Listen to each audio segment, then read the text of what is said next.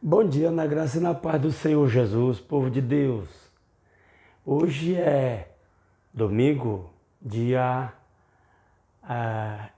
13 de julho de 2025. Ainda rouco, mas estamos aqui para continuar a leitura da palavra de Deus. Hoje lendo 1 Crônicas capítulo 14. Acompanhe esta leitura, abra sua Bíblia.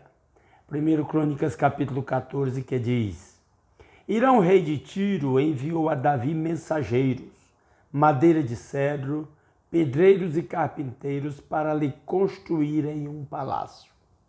Isso era uma maneira de dizer que Davi estava se firmando como rei. Agora ele tem um palácio construído. Então Davi reconheceu que o Senhor o havia confirmado como rei sobre Israel e que tinha exaltado muito o seu reino por amor do seu povo Israel. Então essa atitude do Irão aqui foi vista por Davi como uma confirmação de que Deus estava confirmando o reino de Davi. Continua versículo 3. Davi tomou ainda mais mulheres em Jerusalém e gerou ainda mais filhos e filhas. São estes os nomes dos filhos de Davi que nasceram em Jerusalém: Samua, Sobabe, Natã, Salomão, Ibar, Elisua, Elpelete, Nogá, Nefeg, Jafia, Elisama, Beliada e Elifelete. Numa época em que o homem era considerado, vamos dizer assim, bem-sucedido de acordo com o número de filhos que tinha, especialmente filhos homens, a listar aqui os filhos de Davi, nascidos em Jerusalém, fora os que ele já tinha tido em Hebrom, mostra também a grandeza do rei Davi e o seu poder. Versículo 8. Quando os filisteus ouviram que Davi tinha sido ungido rei sobre todo Israel, subiram todos para prendê-lo. Quando soube disso, Davi saiu contra eles. Mas os filisteus vieram e investiram contra ele no vale dos Refaíns. Então Davi consultou o Senhor, dizendo: Devo atacar os filisteus? Tu os entregarás nas minhas mãos? Davi, o homem conhecido como o homem segundo o coração de Deus, ele tem uma atitude muito sábia. Em cada grande decisão da vida, ele pede a direção do Senhor. Isso é uma atitude sábia que todo cristão deve praticar. Cada momento da vida devemos estar consultando qual é a vontade do Senhor. Falei isso no vídeo de ontem. Citei Efésios 5:17, onde o apóstolo Paulo diz: Portanto, não sejais insensatos, mas procurai saber qual a vontade do Senhor. Também citei a oração do Pai Nosso, que muita gente sabe de cor e nem presta atenção nesse detalhe, quando ele diz: Seja feita a tua vontade, aqui na terra, como é feita no céu. O cristão deve sempre viver procurando conduzir a sua vida dentro da vontade do Senhor, procurando sempre a orientação de Deus, a sabedoria do alto, para tomar decisões segundo a vontade de Deus. Eu gosto muito do Salmo 25, recomendo a leitura do Salmo 25, especialmente os versos de 1 a 13, em que por diversas vezes se diz que Deus mostra o caminho para os seus servos. Ele revela os seus segredos àqueles que têm intimidade com Ele. Ele lhes faz saber a sua vontade. Então, isso é um princípio bíblico. O cristão deve viver fazendo a vontade de Deus, submisso à direção de Deus. O apóstolo Paulo diz em Romanos 8,14 que os que são guiados pelo Espírito de Deus, esses são filhos de Deus. Guiados pelo Espírito de Deus, não guiado pela nossa própria vontade, pelas nossas próprias escolhas, pelos nossos próprios impulsos, mas pela vontade de Deus. E Davi está se mostrando aqui um homem, por isso foi chamado de homem segundo o coração de Deus, porque é um homem que busca saber a vontade do Senhor. Então, o inimigo vem atacar, está sob ameaça, ele vai buscar a vontade de Deus. Quando nós nos sentirmos ameaçados, diante de qualquer situação na vida, a primeira atitude que nós devemos ter é buscar saber qual é a vontade de Deus. Senhor, o que eu faço? Me oriente. Que decisão tomar? Que passo dar para solucionar isso? Foi o que Davi fez e é o que todo cristão precisa fazer. E aí a palavra de Deus continua dizendo, versículo 11.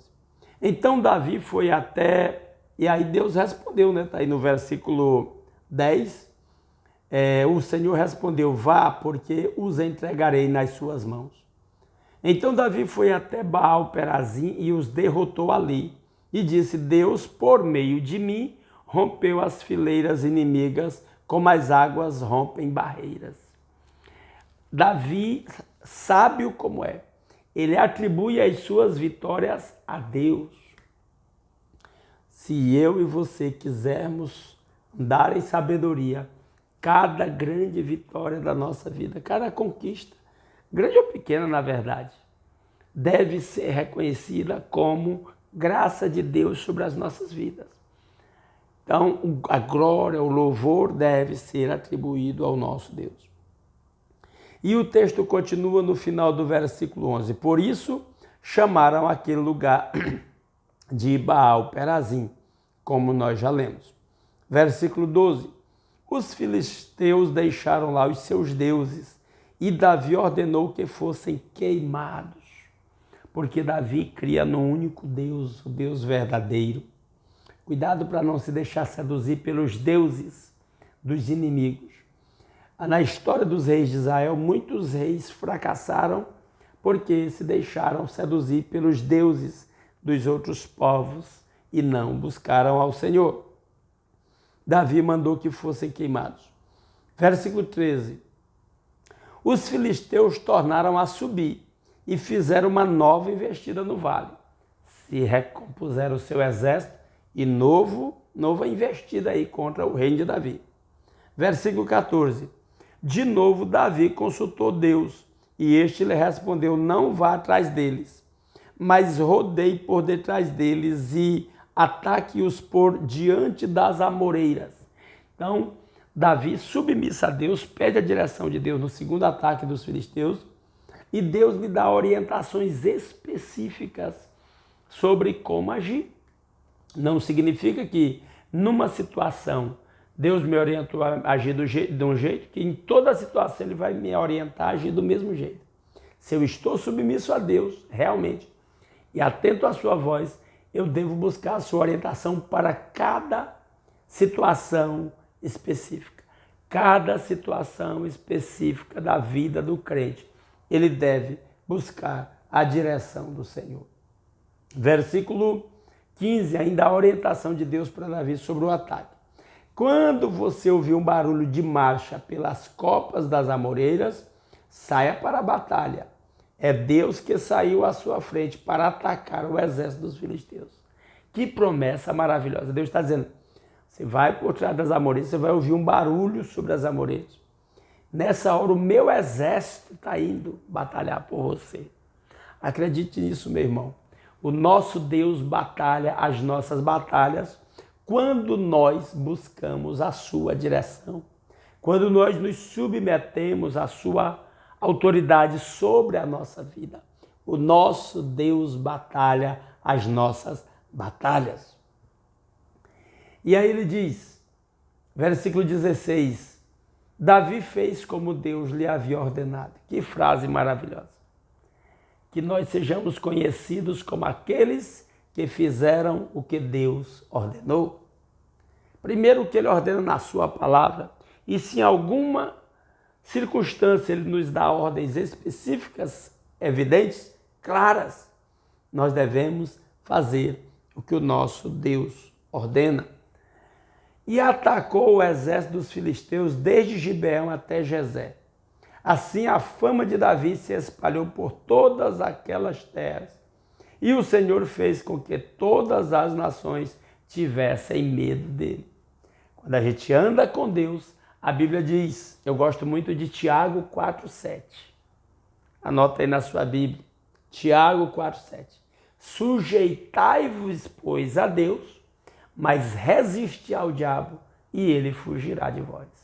Quando eu vejo o cristão com medo das manifestações demoníacas do diabo, de macumba, de olho gordo, de mal olhado, de inveja, de maldição, não sei o quê.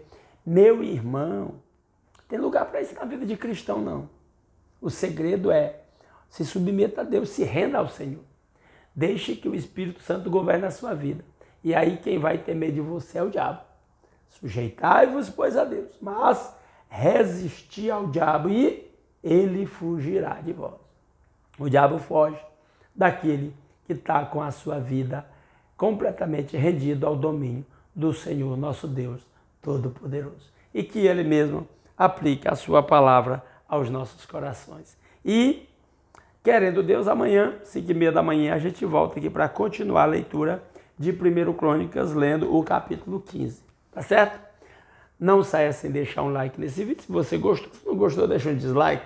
Comenta o que você achou aí. Deixa seu pedido de oração nos comentários desse vídeo. Eu me comprometo a orar por cada pedido que os irmãos vão deixando aí nas minhas orações particulares. Eu oro pelos pedidos que os irmãos deixam aqui. E até apelo para que os irmãos olhem os pedidos uns dos outros e oremos uns pelos outros. Tá bom? Continue orando pela minha saúde, pela recuperação dessa rouquidão, que eu estou melhorando.